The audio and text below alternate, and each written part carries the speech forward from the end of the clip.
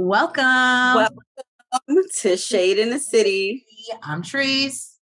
It's Nels. And today we are getting back into Power, Book 2, Ghost, all that other stuff. And it is episode 8. And when I tell you, I was wondering why they was coming so hard because it's about to end. And they came hard. So they came hard. I even decided to implore a timer, guys, just to keep it at a minimum. Because I know we're going to get long-winded as hell this episode. All right, y'all, let's get into it. This episode went on. Shady.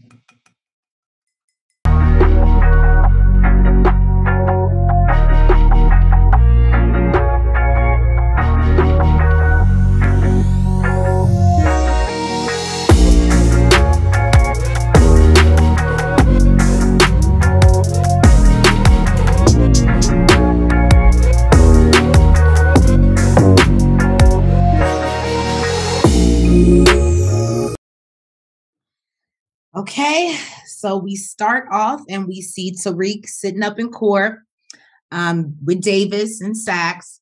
And on the other side, Jennifer is basically telling the jury just how horrible of a privileged kid this is. And he just is, goes around murdering individuals. It's just terrible. And that basically Davis is going to tell the courtroom about how, this is a case about race, and that's why she's coming after him. And basically Davis gets up and he's like, Miss Sullivan was wrong. What I'm going to tell you is the facts. He's an honor student. He, does very well in his classes. He keeps I don't know if he said his GPA, but basically he gets really, I know he gave the impression that he gets good grades. And he also, was seeking to adopt his sister and take on more responsibilities and actually gained, his sister in the adoption. But Miss Sullivan, in her hasty decision to arrest Tariq, he lost his sister. So, basically it comes out that Miss Sullivan has a tape of a witness that a witness got with Tariq's voice on it, where he is basically admitting to what he did. Yeah. Davis is like, hell no, we don't know about no tape. What tape? It wasn't in discovery. Why we ain't know about this goddamn tape? So they go up to the judge, and basically the judge determines, you know what, you need to turn over the tape to prosecution, but it's only for your team's ears and not your clients. Because Miss Sullivan felt like, the person on the tape who got the tape would be in danger if she would have turned it over, which that's not up to her. So. Yes. And then we see Effie and Brayden. I guess this is a whole new hangout, her hangout buddy when Tariq is missing. So they're basically trying to get some work for Course Correct. And they, I guess, whatever connect Brayden had, he was trying to sell. His name was Sweaty. What happened? The guy's name was his name was Sweaty. I could see why. He gives me greasy. Yeah, he did. He gave me greasy vibes. So basically Effie tests the product right then and there. Brayden was about to, Brayden had already given him the money. And then basically he's just she's like, kid, just bag all that shit up. And yeah. And so he's like, well, fuck this, and walks out. And so, Brayden's upset with Effie because he's like, well, where are we supposed to do now? So basically, we see them basically try to figure out, as they have orders coming in for Course Correct, we see them basically trying to figure out how they're going to fulfill these orders now that, basically, what is it? What's the boy named? Mecca's no longer giving them a supply, or they're, getting that supply. And they don't have no work. So, yep. And then we cut back to, I believe Tariq gets approached outside the courtroom from his old dad's attorney, or, the older guy that used to be on Family Matters. Can't remember his name right now on the show. He's the family. He's like the family attorney or something. Yeah, he's like a family attorney. So he basically lets him know that Jasmine is en route to being adopted. And really, there's kind of nothing he could do about it just because of the situation that he's in. And basically was like, the only way that you could possibly change this is for you to get out of this situation. Well, he also said that, the father, this is what the father wanted before he passed. And he also wanted the record sealed. So, and her last name changed. So basically there would be no way for Tariq to contact her. And I don't know what he meant by that, but he said the only way you can help your sister is by helping yourself. So if you're basically telling me that the records are sealed, her last name is changed, I'm not even going to know who the fuck she is anymore. You're really not giving me shit to help me get my sister back. So I didn't even really understand what the fuck he meant by that. Yeah. And so Tariq has a lot to face. Not only does he have to beat a case, but he has to beat it in time to get try to get his sister before she is really, really in the system. So it's gonna be interesting.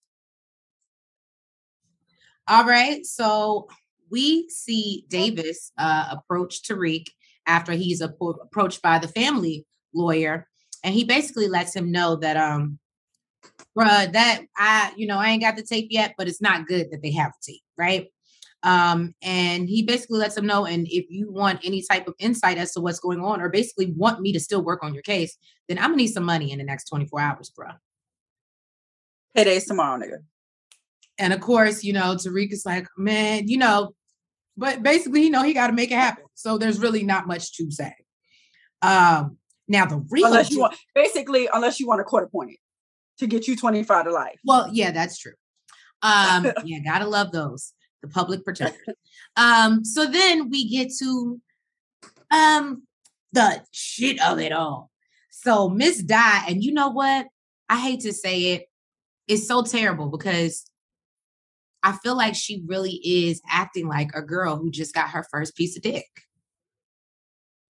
And you know how they just rebellious, and you feel like you just, because you grown, because you done got you some.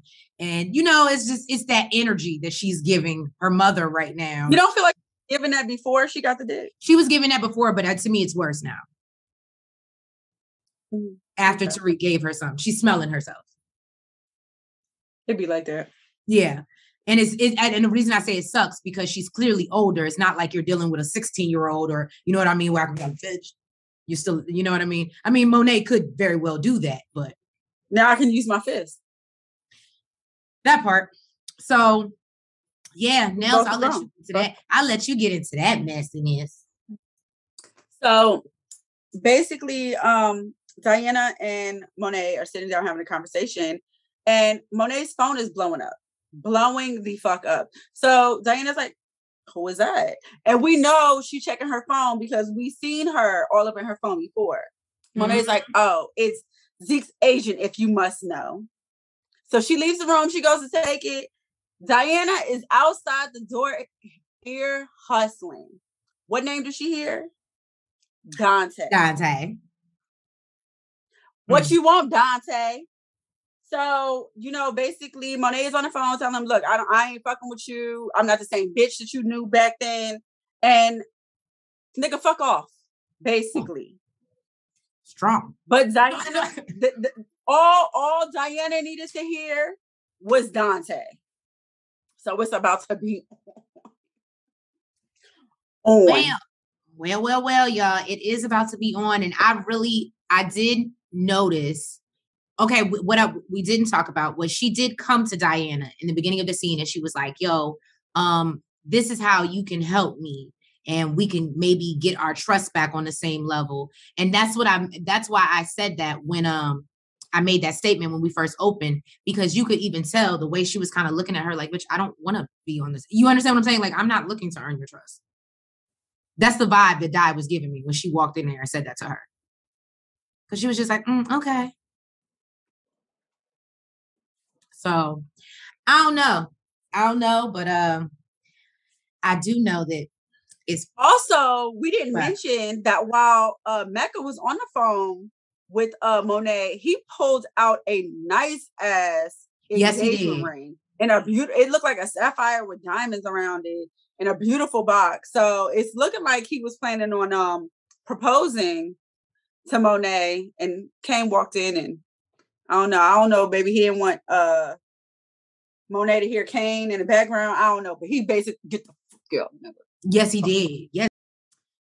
So Lauren is in the office. She about to get locked up. Let me stop. With Jennifer and her parents. And her parents are finally finding out that she done got caught with drugs in her room. Now that the prosecutor has told her she got to get up on the stand. Can I tell you, Lauren, that wasn't a good idea. I've done that before.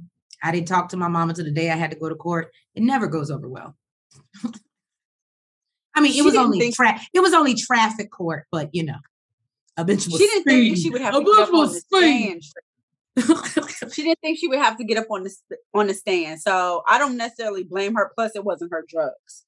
But Jennifer basically tells her, "You're the only one that can get up on the stand because you have prior knowledge of, you know, knowing that Tariq knew the contents that was in this novel that the professor wrote." So she's just like, she's looking for another way out. She's like, so like, that's it. Like, I just have to. She's like, yeah, for you. Yeah, that's it. You have to. Or your life is over. Basically. Moving on to Diana. Diana goes searching through her mama room, y'all. She going through all through her shit. I didn't know what the fuck she was looking for. And I'm not mad because she's a good snoop too. She went through every little bag and she went through shoe boxes with tissue paper. That's me. Empty shoe boxes. That's like going through empty purses. Like I'm looking for some shit. I'm looking for some shit. So what I'm assuming is she was looking for something dealing with Dante and who this man is. But what she found was a Bible in a shoebox, empty shoebox with tissue paper over it that had a picture, and on the back it said Ezekiel Cross, which is kind of weird because this is your nephew and you have it hidden in a Bible in an empty shoebox with tissue paper. So of course she was, you know, a little skeptic, and it said Wilmington Regional Hospital is where I guess this Bible came from.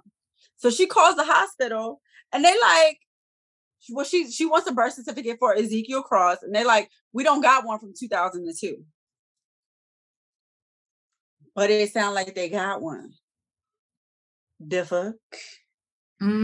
So now we got Tariq. He gets back to the dorms, and he has Effie and Brayden in the room, and they're like, how did court go? He's like, I won't know till tomorrow. But what's up with the product? Like, what's going on? Because I need some money. What Effie said was fucking hilarious. She said that shit was stepped on more than Brayden's feelings when you don't text back. They go, what? That was. Okay, yes. She did it. He was like, I told you that in confidence. So basically, you know, Brayden is trying to come up with all these ideas, trying to get some bullshit product. And like Effie said, you know, they got customers with expensive taste. So they're not getting none of that shit. He's like, yo, I have an idea, but I got to talk to the Tejadas and see if they go for it. So we'll see what Mr. Brainiac got going. So Tariq basically gets together with Monet, Brayden. What's that boy name? Bobby. Kane. And what's her name? Effie. And Effie. And lets them know, look, I got a plan. The plan is to rob Mecca. And, you know, Kane is really not with it because he's like, yo, we got mass security. Basically, that nigga's scary. Okay? That nigga killed. And you know what? I'm not even going to lie to you. Hold that thought. I'm even surprised that Tariq would even think about that, because didn't you just get your ass whooped from trying to run up on him? I would think twice before I did it again, but okay. Money make you do crazy shit. Okay. But you know what though? But you know what? He got a glimpse. himself of the security. He got a glimpse himself of the inside of Mecca's house. So, and he's like, you know what? I ain't worried about us because we're about to use the GTG boys. Let them take out them motherfuckers. So after a while and convincing, you know, but it makes sense because you're taking out Monet, their whole competition anyway. So everybody wins. Exactly. Nobody wins when the family feuds. This is why he's a brainiac. Okay. So, you know, Kane is like, look, we need Drew for this. So he goes and talks to Drew. He's like, Drew, I need your help. I need you to help me with this. You know, while we do this, I need you to be there getting a product. And he's like, we'll get to take out Guapo. Isn't it Guapo? And I think like, Guapo is sort of either behind or is somewhat responsible for him getting shot. So Drew feels like he tells Kane, he's like, oh no, you know, I'll take care of him for you. And Drew said, no. I want to do that myself. I said, ooh, look at Drew. And Kane is like, you gonna do it?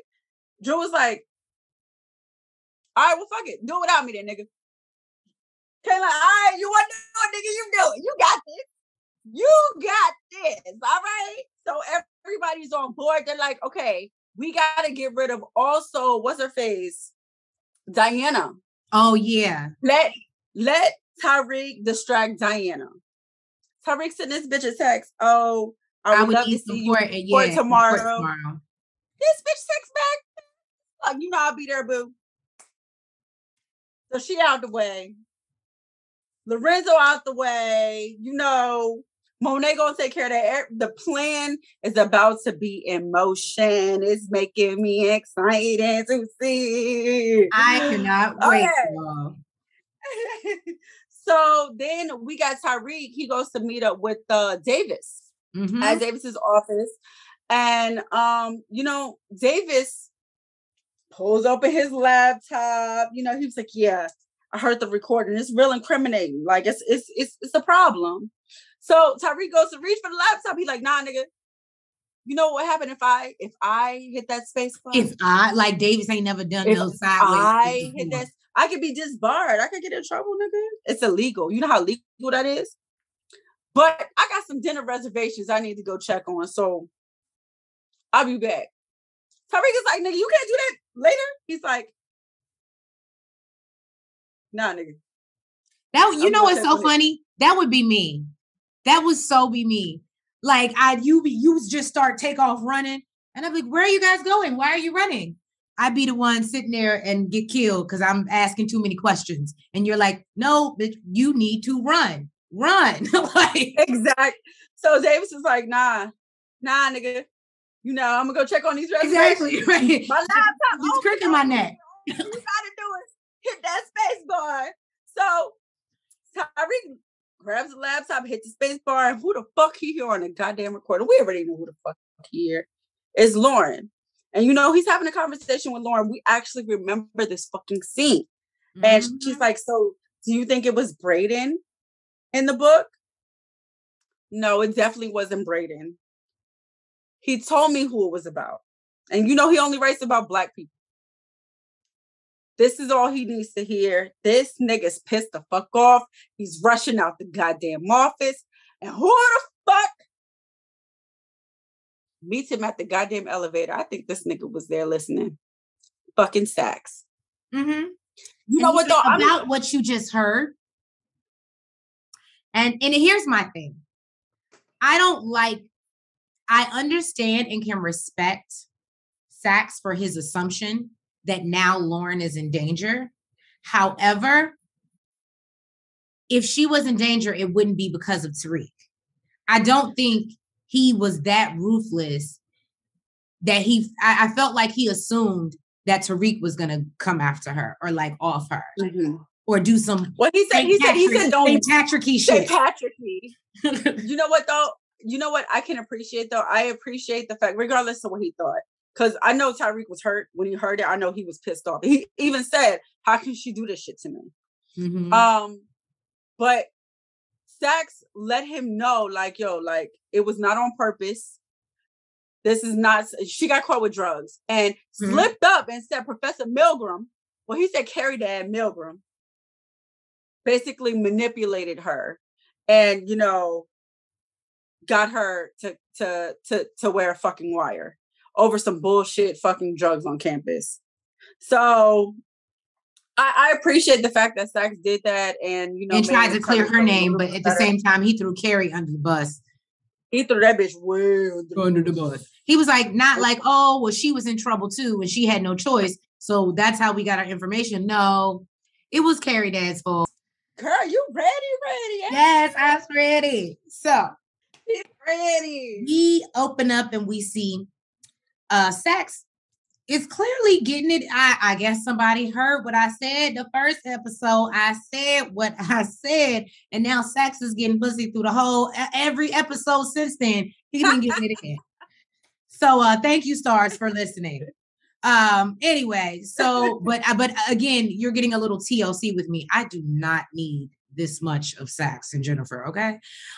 So here they are, and they doing it, and I think Saxe is trying to be like loving or something like that. I don't know. And Jennifer's like, no, boo-boo. Well, he basically he kissed her and she like, nigga, we can fuck, but we ain't kissing. He want that. He want to make that his girlfriend. Yes. And she is not interested in him being her boyfriend. Basically, she they have their little moment, and then she's just like, okay, well, I forgot what happened, but something came up about Lauren. And basically, Saxe is like, well, yeah, you know, she was dating Tariq and did it whatever. And yes. And she's like, well, how did you know that? And he's like, because I heard the tape. Duh, I work with Dave. Like, I even felt like that was a stupid ass question for her to ask. But he's like, I heard the tape. And she was like, or did Tariq hear the tape? And I said, okay, you're reaching, but I get why you're reaching. No. What she was saying was, how did you recognize that the voice on the tape was Tariq's girlfriend? That's what she was asking. God, because you don't know the voice. Look at you. Well, he could have said, I heard her outside your office. That's what he should have said. No. Just, Trace, you hear one person one time for less than 5 minutes, you're not going to recognize, boo. You're not going to recognize them on the tape. You don't know this person. Well, damn. You don't know this person. I guess that's why she's a prosecutor, because I did not think about that. Yeah. She's like, but what she was asking was, how did you recognize the voice? How did you recognize that was Tariq's girlfriend? Or did Tariq hear the tape? Because Tariq would definitely recognize his girlfriend's voice. Mm-hmm. Yeah. Go ahead. My fault. Go on. Oh, no. You good. I appreciate you clarifying that for us. So basically, Saxe, he was trying to lie. It seemed like it might have been a good lie, but she, again, clearly is smarter than the average bear. Because she was just like, did Tariq hear the tape? I need to know, because Lauren clearly is in danger.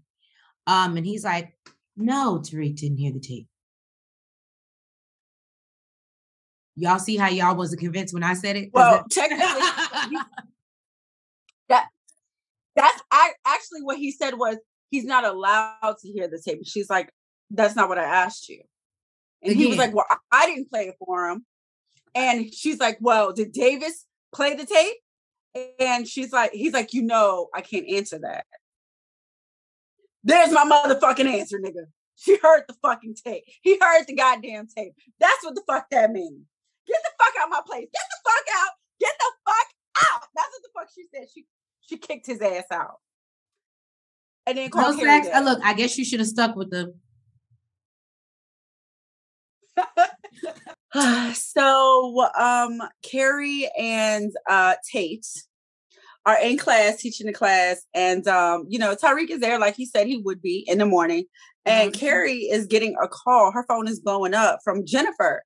So she decides to take the call elsewhere. And basically Jennifer is telling her, look, we need to assume that Tariq has heard the tape. Mm-hmm. And she's like, actually, I know that Tariq has heard the tape. And Carrie Dad is like, she's not in class. Oh my God. Hangs up the phone. Next thing we know, she is at on Lauren's her way door. to Lauren's room. Exactly. She walks through the door. Lauren is not there, but Tariq is. Tariq is. And she's like, what are you doing here? He's like, same thing you're doing. I'm checking on the student's absence. No, bitch, you were checking on her safety. And I'm not the one you need to be trying to keep her safe from. But there are people out there that would not want her to take the stand. Exactly. And it's your fault you put her in this fucking position. Oh, well, no, she got caught with drugs in her room and, it's not my fault. Bitch, you made it seem like for a couple motherfucking pills, it was worse wearing a wire. This is all your fucking fault, Carrie. What you need to do, bitch, to rectify all this, Mr. Motherfucking Brainiac nigga. Bitch, you take the stand. She's like, but no, I don't know anything. I didn't know anything about that. Bitch, lie. It wouldn't be your first time. I have to give Tariq his props in that moment. I was like, he really is smart. The way he freaked that. He mind her. I loved it. Let me tell you how he sealed the motherfucking deal.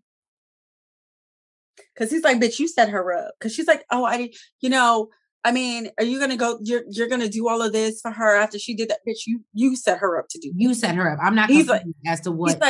He's like, but you know what? Carrie, I would have never thought that basically one of your students in danger. You would risk a student's life for your own personal goals. She couldn't take that. Carrie Dad can't take no truth. Hook, line, and motherfucking sinker, nigga. You got the bitch. Yeah. Reel her in, motherfucker. Reel her in. That's a big one, motherfucker. You got her with that one. I expect to see that bitch on the stand in the morning, motherfucker. I expect to see that bitch on the stand after that shit. You stupid. Goddamn. Woo. So we see what is supposed to be, I guess, like a cute little family scene or little romantic going on between Lorenzo and Monet. And I think she's just trying to keep him distracted as well. So she's just like, let's go to Coney Island. Now, can I just say, I am not from New York. I only lived in Jersey for a very short time in my life. I know I said we've lived a lot of places, people. Don't judge. Anyway. However, there she goes. However, I do have a sister that did and told me the joys of Coney Island when we were younger. And I never got to fucking go. Okay. I was younger, not the same anymore. And now here we are when I'm grown and everyone that I talk to tells me Coney Island ain't. There's nothing to see. Because it ain't. So I'm a little bit upset. I would not get on a ride now that I know better. When I was younger, it was totally different. But so Monet and Lorenzo plan to go to Coney Island because they have some cute memories there from clearly years ago. You know what? First of all, let me just say, Lorenzo was giving in this scene. He let it be known, like, I still remember that day. I remember what the fuck you had on. Like, she was like, I remember you remember all of that. Yeah. He was like, I remember that baby fat outfit, how you looked in it. Like, bitches love that shit. Paying attention. Attention is key.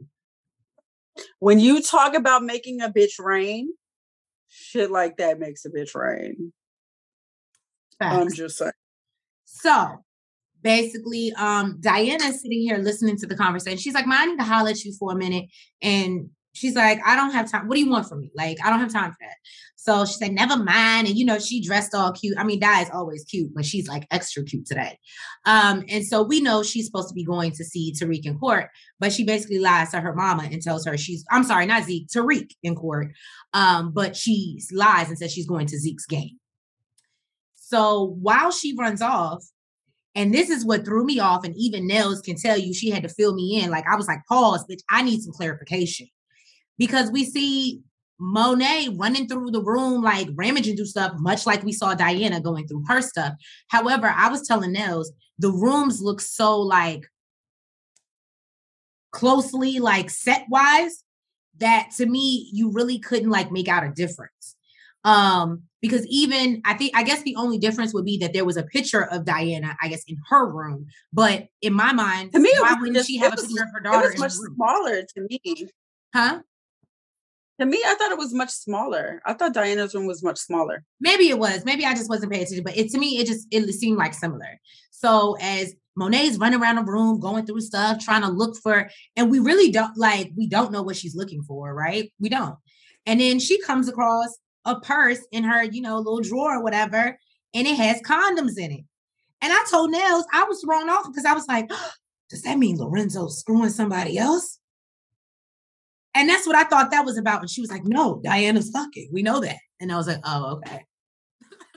I figured Tariq would have had him. I guess that's what so I'm thinking like, why are you running around with him? So it just, to me, it seemed like maybe Lorenzo tried to hide some stuff. We know Tariq ain't about to get caught up like that.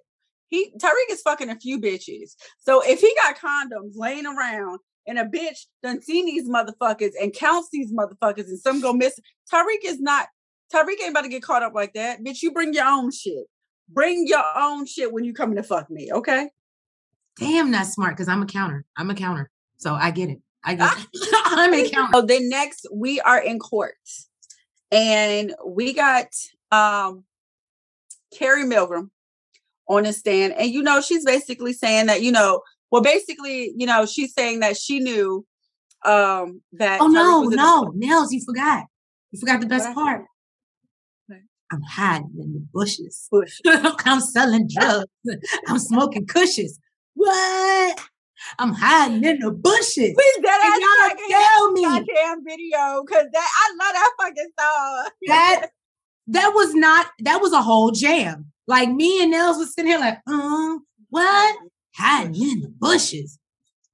50. He said something about 12. I was like, what?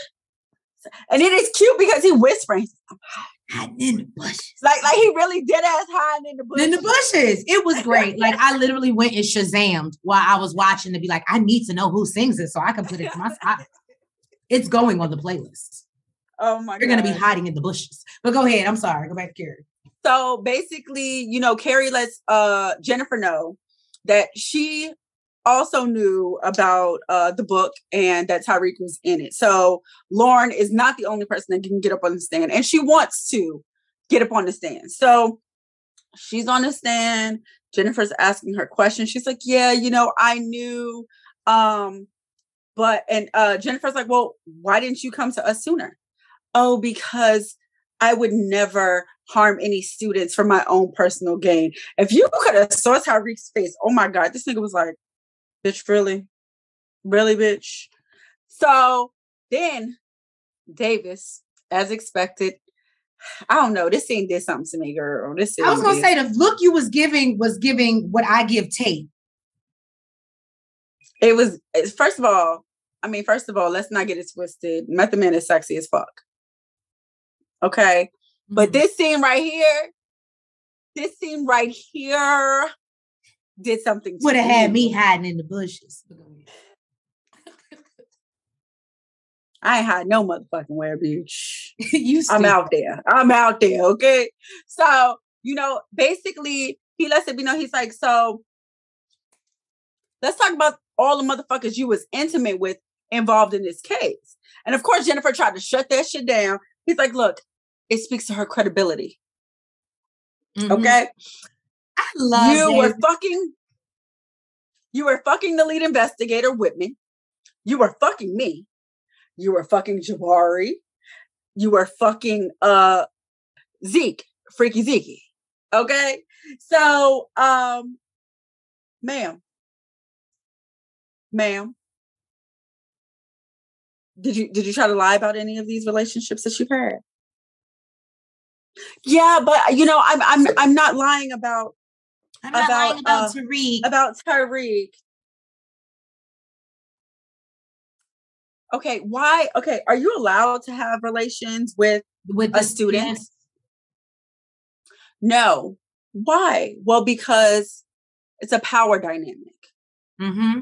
And they may feel that they have no choice but to basically succumb to whatever we're requesting. But you would never do anything to harm your student for your personal gain, though, right? Ain't that what you said?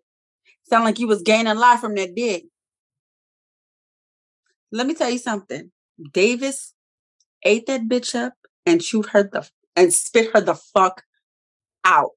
Yes, he did. Basically, he told her, bitch, work on your resume because I don't know if you'll have a job after this.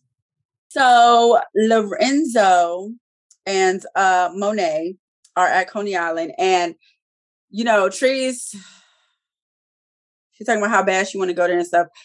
What I saw at Coney Island and what brought back great memories for me was Nathan's. I just realized how much I miss Nathan's. Yeah, I thought that was weird. I mean, I guess they did show the boardwalk, but they ain't show nothing else. It didn't look too like, I don't know if I would take my child. Anyways, they're at Coney Island, they chilling, they walking, and basically, Lorenzo, he's like, what's your master plan? Because I know you got one. You always stay a few steps ahead of me. No. Well, what are you talking about? Right? She plays and he's like, no, because even Di thinks that you got one. She's like, look, I just want to be here in the moment with you. That's the plan. Did you play them, did you? You played them, did you? And that's some nigga shit. That bitch is some nigga. That's some shit a nigga would say, okay? She finessed his ass. He did. So then we are at Mecca's place. Yes, and Brayden, and we see Effie giving me, I was telling Nels, giving me Kill Bill. It was just, she was on a mission. I loved it. And I can't help but joke, Brayden, why are we doing heist in a minivan, bro? Well, first, we noticed that Mecca and his little chef dude is having some problems. They kind of beat Dude is walking around the house trying to get shit together. And he's like, didn't I tell you not to go in there? And, he's going into the gun room and power goes out. And like, he got a big ass attitude with this nigga. Like, and Kane notices. He's like, yo, like, trouble in paradise. What the fuck is going on? And he's like, yo, this is far from my fucking paradise. Let's get the fuck out of here. Let's go see what the fuck is going on. And because he gets a call from somebody who is at the hangar where his drugs are. Call just disconnects and that nigga's out. He was like, yo, power went out. They said we ain't not sleep. He's like, let them try to stop me, nigga. I'm going to the fucking hangar. I'm going to check on my goddamn drugs. Then we get to Effie and her cutting power ass, cutting the cameras and fucking Brayden using his privilege to get all these motherfuckers in the goddamn building. Oh, I play video games, motherfucker. Get this shit back on. You making me lose money and shit. And one thing that I will say, Kane leaves the door unlocked. He is the last person to leave the Mecca's unit, and he leaves the door unlocked. And I was telling Nels, I was like, well, how would he not be able to see that on camera? But our girl Effie cut out the power, so no cameras. Smart move. Exactly. So Brayden convinced the doorman to go check on the power. And that's how everybody snuck in, basically. And Effie doing her shit. She went and fucking bamboozled one of the security guards. Bamboozled some bitch. Locked the bitch in a goddamn room where he took the bitch's key. Like, we got Drew in the goddamn stairwell with Guapo walking up the steps. Guapo gives him some grills and some money. He's like, y'all niggas moving, I didn't know you was like this. I thought Kane was like the only gangster in the family. And Drew is basically, nigga, whatever. And basically Drew's walking behind this thing that he's like, thanks for the grills, but nigga, really that money was already mine. And pulls the strap out on this nigga. Drew with the bum Drew, hand. what have they done to you? What have they done to you? I'm just mad that he did that, and we forget he still has a bum hand or arm or whatever. And you out here wanting to pull guns on it. Okay. If you was gonna pull it, you shouldn't have pulled it so close. You should have let the nigga get a few steps ahead of you, so then he couldn't try to wrestle the gun out your hand, which he did. And for a second, I thought Guapo was about to beat this nigga's ass. You know, nigga fighting for his life is different than a regular fucking street fight, okay? He was whooping Drew's ass initially. Then, Drew got on top of this nigga. Well, Drew slammed his ass to the ground. I didn't even know Drew was that goddamn strong. I was going to say, Drew turned and started hit some jujitsu or something on his ass. And you know what? I guess Drew figured, look, I already pulled the strap out. It's either me or you, nigga. Yeah, and that's exactly. You already know I'm trying to kill your ass. So look, full force, okay? He got on top of this nigga and Guapo talking shit. Oh, we've been here before. You ain't about to do shit. Drew choked the fuck out this nigga. That happened. No more Guapo. They put him in the trash bin, like the trash chute, because that's what that nigga looked up at, and Guapo's gone. So he took that nigga out like he told Kane he would. Literally. Oh, we got Diana blowing up everybody. Ain't nobody answering their goddamn phone. She like, where the fuck is everybody at? Well, she is, I guess, making dinner for everybody as well. So she's like, where is everybody at? Because I'm sure she's just used to like everybody being at home because Monet got everybody on lock. It's especially after this bitch was out doing some shit she ain't had no business. So I thought it was actually really smart of Kane. Kane gets a call from Diana and he rejects the call and picks up the phone and acts like it's a call from Mecca. Tells the dude at the hangar that he's with, oh, I gotta go. Call from boss man. You know, he needs me. And nigga, you stay here. It's just for me. You stay here. Okay? Because he knows Chef went to the house where Drew was supposed to be. This nigga floors it. Okay? Right. To the fucking house. While Drew is back at the house where Chef done walked in. This nigga, Drew got the drugs. This nigga got the ring. Got the motherfucking ring, bitch. The motherfucking ring. The ring we told you about earlier, that meant that he got it. He got it. You know, he's hiding from Chef or whatever while Chef's packing up, and Chef is packing up a bunch of guns. Drew done went into the gun room. You know, motherfucking well, this is where Chef is going next. Luckily, Kane comes through. Runs. He runs in that motherfucker. Chef. Chef is like, nigga, why you acting like the fucking police? He's like, yo, we got to pack up everything because, you know, boss man basically told us, like, we need to find the GCG boys. He's like, I ain't get a call from. He's like, nigga, you sure? Because that's what the nigga at the hangar told me, basically, just in case shit come back, nigga, it's between y'all, not me. I ain't got shit to do with this shit. Kane is, I don't know. Kane ain't completely. He's giving a little Tariq. He's getting a little bit more intelligent. A little, exactly. Yeah. He ain't dense, okay? During this conversation, we see Drew, like, you know, sneaking out behind Chef, which was super fucking risky, nigga. But nigga, I guess he feel like, nigga, I got a gun. I'll shoot your ass if I need to. You know what I mean? And my brother right here, so it's not like he ain't gonna let me do it. No loose ends. Drew gets down to the car. Exactly. Look.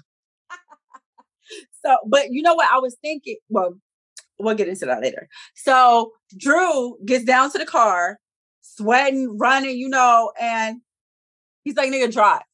Brayden, drive. He's like, wait, where's Guapo? Bitch. Nigga, I told you to drive. Okay? Brayden, not Tommy. Just throwing that out there. So we get to, don't do that. So we get to Davis' office and Tariq gives Davis this beautiful motherfucking ring as payment. He's like, you know, Davis don't give a fuck. He like, I guess I'm sure you need discretion. And he's like, whoever the woman is that was supposed to get this is going to be big mad. Big mad. Big mad. I just, nigga, look, the fuck. So, you know, basically he's like, She'll be all right. She'll be all right.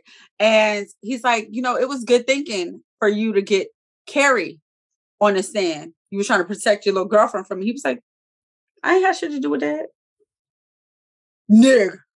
Right. Nigga. Davis, no motherfucking why that's a lie, because Davis will fucking shoot your ass up and spit you out.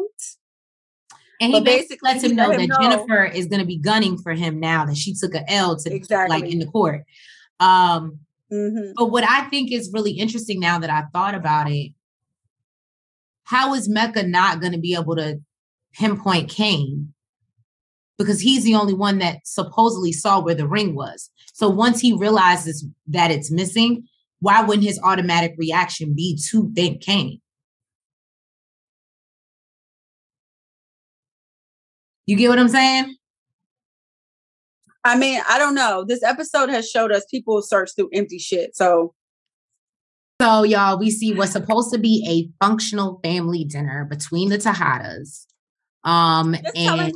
Just tell him about how their day went. You know, she's like, I can't control myself. I can't control She's very excited. I mean, I am too, but damn. I am. So Monet is like, yeah, you know what me and your father did today? We went to Coney Island. She's like, you really went? Bitch, I just said I went. The fuck? She's like, and they're like, yeah, you know, we enjoyed our day. Blah, blah, blah, blah, blah. And he's like, Monet, you should come with us next time. And everybody's like, nah, we'll pass. We'll pass. We'll pass. Yeah. So, you know, Jesus Christ. It was a lot. So Monet was like, so where was you today? I was at Zeke's game, like I told you. Oh, speaking to Diana, of course. Yeah, speaking to Diana. And supposedly, I guess Drew was supposed to be there. Yes, Drew was supposed to be at the game as well. And, you know, Zeke is like, I didn't see y'all. I didn't see you. Diana's like, oh, well, they didn't let me sit in my normal seats. All right, well, let me, you know, I'll talk to the coach next time. Nigga, they wasn't there. Bitch, wasn't there.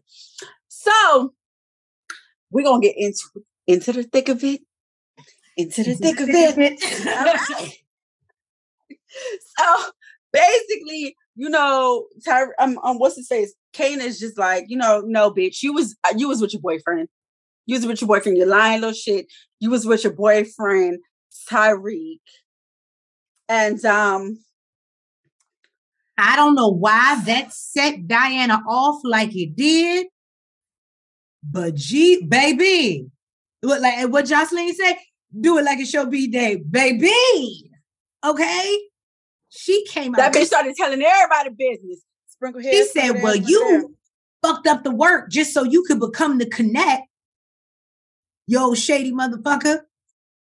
You gave us sugar instead of motherfucking Coke, bitch. Just so you could become the motherfucking connect. You know that's at the whole motherfucking family. What? What? You did that? What? Who said that? Who said that? Look, Kane was like, really? Like, she like, yep, nigga, yep, you motherfucking right, yeah. But then it just got worse because you would think, I thought like Kane would be enough. But then she literally went around the table. I really feel like the only people she skipped over was her daddy and Drew. Well, but Drew got his too. Also, what set her off is basically he was like, well, that nigga's going to jail anyway. She's like, no, he's not going to jail because his professor lied on him and everybody know it. So now everybody curious to know, bitch, how the fuck you know so much about the case? How you know so much about the case? And Zeke Zeke is really wanting to know because, of course, he still cares for Carrie dad. So now that you know Kane got snitched on, Kane feel like snitching. He like, well, Drew ain't clipped that nigga he was supposed to. Oh, but what I think a good thing to touch on, just a very small thing to touch on, is that Lorenzo and Kane have an exchange amongst each other. And after he realizes that he purposely kind of fucked over the family just so he could become the connect, he's like, well, yeah, but look at how I made shit work. and you over here looking at Drew like he's your right-hand man when I'm the reason we're even still going. And I was like, well, damn, there's points, there's facts. And all Lorenzo had to say, all Lorenzo was left to say was, nigga, don't raise up on me. Mm-hmm. Nigga, because he making sense. He making sense, but you just don't like the way the fuck he went about it and what he did. But, basically Kane lets it be known that Everett is still with us. He's still here. Zeke's a little scary. Oh my God, you guys were going to kill Everett?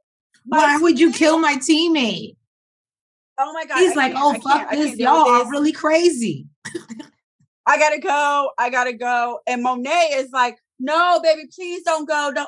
Baby, please don't go. And look, Diana ain't like that shit. Diana was like, oh no, she can't let you go. No, she can't let you go, nigga. You know why? I'm not the only one fucking somebody I'm not supposed to. Mm. And then she's like, she out here fucking some nigga named Dante. Named Dante. And then she said, and it's Zeke's daddy. I said, oh, Jesus. Yo, Lorenzo was like, what the fuck is going on? Monet, bitch, talk to me. What the fuck is going on? He's like, my daughter is about to get your ass kicked. What the fuck is going on? And she's like, oh, and no. And then I love Zeke. Zeke's like, he's not my dad. That's not my dad, guys. Auntie, tell them. Diana was like, nigga, you dumb shit. That ain't your auntie, nigga. That's your mama. That's your mama, nigga. What the fuck this bitch do? This bitch pulls out the birth certificate. Read it. He's like, no. No, I was born in 2002. No, nigga, I called the fucking hospital. There's no Ezekiel Cross born in 2002. Nigga, you was born in 98. The fuck? Which makes you really the oldest, nigga. So now, look, now Kane is like, Ma, I ain't your oldest. I just want to say, if Shade Squad, if you would like to run back every episode since the season started, I do believe since review number 2, I have been saying that Zeke was the oldest. We couldn't figure out the timeline, but I said Zeke is her oldest child. I said it from the T. Now, we still got to figure out if Kane is really their child, because even from this scene and the way Lorenzo treated him in their interaction still makes me feel like he might not belong to them. But we do know. You don't think he belongs to neither one? Huh? You think he don't belong to neither one of them? I don't know. And look, with all this craziness that happened at the table, ain't no telling. Well, you know what? With all of this going on, Zeke, what he is worried about is like, bitch, you fucked up my chances to go to the draft. Because that makes me ineligible. Because now they're going to think I fucking lied. But no, bitch. Mama, auntie, whatever the fuck you want to, nay, whatever the fuck you want to call your goddamn self. You lied. I didn't lie. I don't know why the fuck they just can't keep the shit under wraps. I'm just saying. But look. I was going to say, he been going this long and been in school. You know what cut all of this short? Lorenzo said, who the daddy? And Monet just looked at his ass. He said, I think you need to go. And I was telling Nels, I said, that's how you know, unfortunately, it was probably infidelity. And I feel like she cheated because why would you be afraid? If you already had a baby before you met him, why would you be afraid to say who the father was?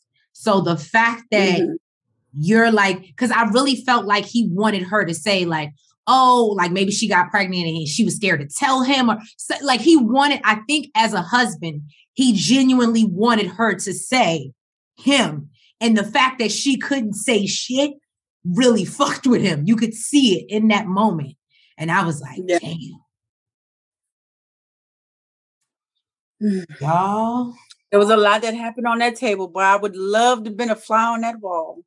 And but let me let you know this. I don't know what Di was thinking.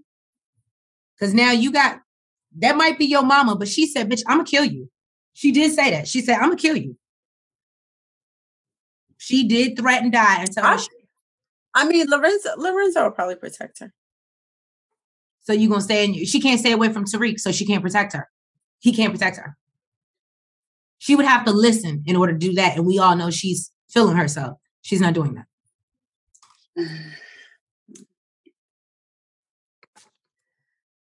Well, just when you thought it was over, it ain't. It ain't. So Mecca gets back to the apartment with Kane. And was it the apartment or were they at the hangar? They were at the hangar. I think it was the hangar. Mm-hmm. So yeah, so they he's still at the hangar. He lets them know he done took care of everybody. Anybody that they thought. He's actually walking through, literally shooting people that are on their last breath to make sure that they are all dead. No loose ends. No loose ends. No loose ends. He's also told that there is no product. They didn't find the product. He's just like he was very calm actually when he was like, okay, like it's not a big deal. But he says now they got to take care of the inside man. Chef is like the inside man. I don't know. He starts. He breaks out a little I think it was like a butterfly knife. Yeah, and just swinging it around his finger and just slits Chef's throat. And I thought he was coming for Kane. I really did. I think Kane thought he was coming for him too. And it was crazy to me because I told Nels, I said, well, what he says to Kane, he's like, oh, if you didn't know, he was the mole. And he was like, you would think he would never, he would know better and wouldn't cross me. And I was like, in a way, I feel like he knew that it was Kane. And that was, even though Kane has seen many people get killed while he's been around this motherfucker, I think he was letting him know that, you are not exempt, sir.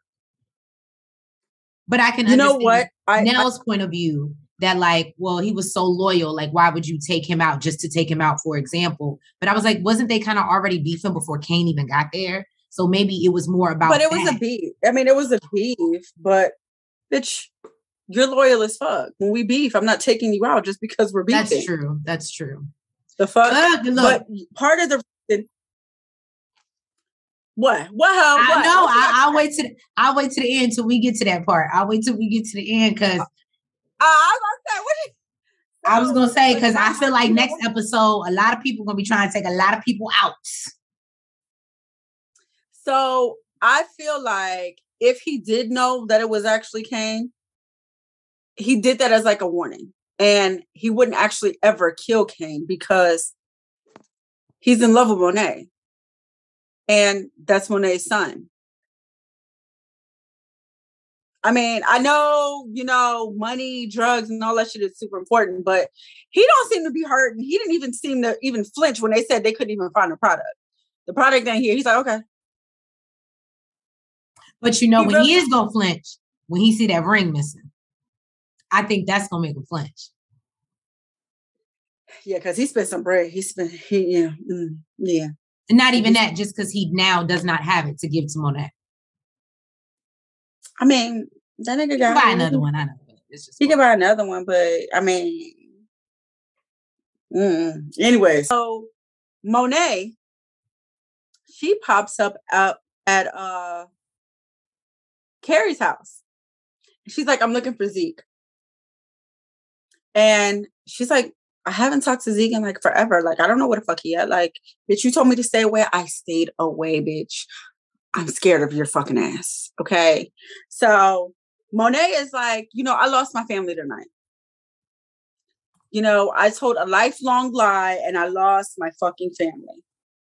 So Carrie's like, well, basically I can relate. I lost everything I gave a fuck about too. I lost my job, my career, my integrity.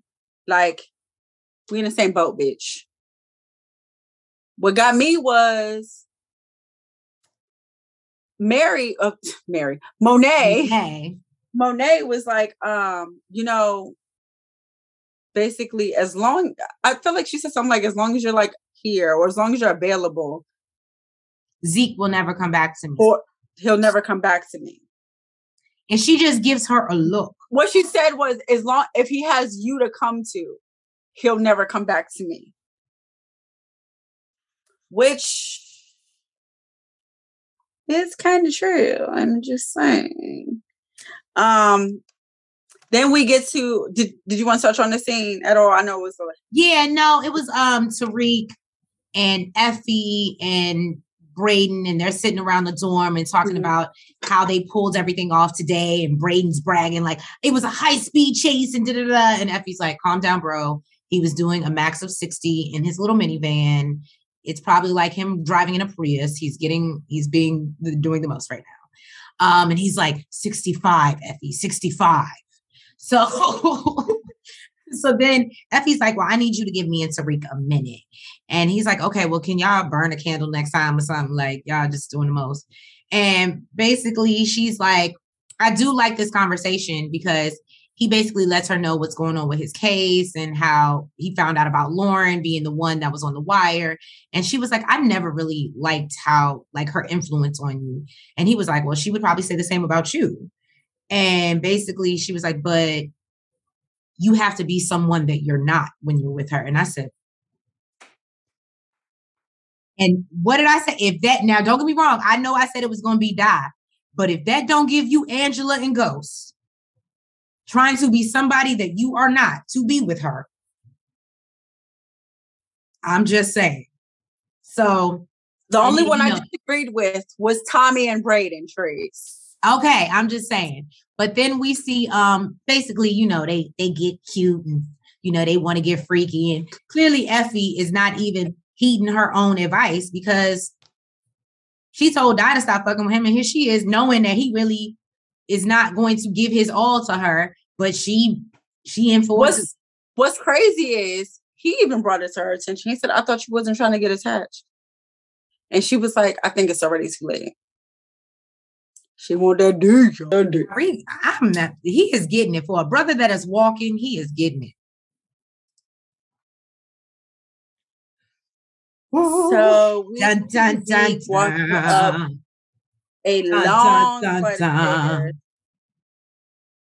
and it looks like, so he walks in and he's like, Carrie. He sees Carrie hanging, y'all. She had a nice pedicure going on. She did. At least her feet was done. They didn't take her away. And, what I was always told is don't get caught in no dirty drawers or no fucked up toes. Okay. This is something you must do every day. And you don't know when it's your last day. So make sure you got these things taken care of. Pretty toes and clean drawers. I know Carrie had the toes done. I would hope, as much as she out here fucking, that she got some clean drawers on. So, yes, Carrie dad, hoary dad, as Treese would say, she is no longer with us. Can we get a moment of silence? Didn't even give a goddamn Treese. The bitch is dead. You know what? What's so funny? Because when I watched this, I wanted to see, I was really hoping I could find the meme they had when Holly died, that everybody was like, yeah, and in the streets. And I was like, because that's what it gave me. That's what it gave me, y'all. I mean, Holly was on a whole nother level than Carrie, but everybody wanted Holly there. Everybody wanted Holly there.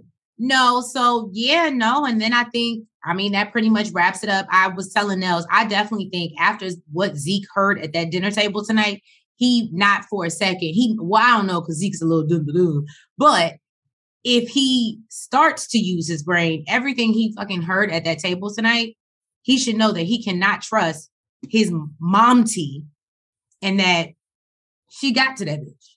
Momty. That's his momty. His momty. This is his mom and his auntie. It's his momty. Jesus Christ, his mom's okay. And then they give us a preview into next episode. And I'm like, and that's what I was saying about loyalty. How long has Monet been loyal to Lorenzo? And it looked like he out here gunning for her now. Like she's just a regular motherfucker on the street. You've been lying to me for how long? And you've been planning your escape from me for how long? Who are you to me? You cheated on me for how long? First of all, come to find out, I don't even know if he found out. But my motherfucking plug is your motherfucking baby daddy, bitch. You disrespectful bitch. How the fuck you let me go talk to the nigga that you got a baby with? And I didn't even know about him. He know our business. Because I don't think she knew that Dante was Kane's plug. I still don't think she knows that Dante is Kane's plug. She just know he's working with, but you forget she never met him. And he has never said Kane's name in front of her. So in her defense, in that one, I still think she has no clue. And if she is, she can still play ignorant because we never actually see it on the show where she learns like, oh, Dante's the plug. Because I think if that was the case, she would have been told Dante, stay the fuck away from my son. We'll give her some credit for that line of disrespect. But the bitch still did disrespect. She still did disrespect. So, bitch, you should have either with Dante or cut that nigga off and stay with your nigga, bitch. Because now everybody know about Dante and the fuck out of fuck. And you know what's so sad? I'm actually worried. If you'd have blocked his ass, guess what? You wouldn't have got a call from his ass. You know what? Now I'm worried about Zeke. Why are you worried about Zeke? Because what does Lorenzo owe? And now that I know that that's your son and they ain't got nothing to do with me, it doesn't mean nothing for Lorenzo to hurt him. That hurts her. You got to think the bigger picture. Okay, so gunning for her maybe business-wise, but I would hope you would have enough respect to know that she's still the mother of your other kids. No, I think he's literally out here trying to kill her. I think he wants her head. I do. That's just my inkling. I think it's about to get real this next episode. I may be wrong, Shade Squad. Drop down in the comments. Let us know what y'all think is about to happen. And shout out to the Outthinkers, because I think I said something about introducing Zeke's mom or something like who he thought was his mom. And I think they said something to the effect that was supposed to come season 3. So that'll be real interesting because it'll be like, well, who did he think was his mama now that he know who his mama is? So thank you for that perspective. I don't know. Look, maybe it's just a buzz in the, whatever, but we appreciate that and we appreciate the comments. So thank you very much. But yes, guys. Well, thank you so much for tuning in to another episode. And this is thank you. We so 8. Appreciate it. So we got probably 2 more and the season is over and we have another one in the books. So I'm excited. I did see that Force will be coming February 6th. It'll be our 3rd one in the book. Huh? I said it'll be our 3rd one in the books. Yes, it will. And we are going to be covering, of course, because Nels will not allow us to do anything but that. So we will be covering Force, which I do believe comes out on the 6th. So thank you guys for tuning in. Please make sure that you like, comment, subscribe, and hit the notification bell so you know when we post something. Right. And make sure you follow us on all social media platforms. And we will catch you next week for another episode of Power. Have a good night. Bye. Front, back, side to side. Make sure you go like and subscribe. Front, back, side to side. Make sure you go like and subscribe. Hey!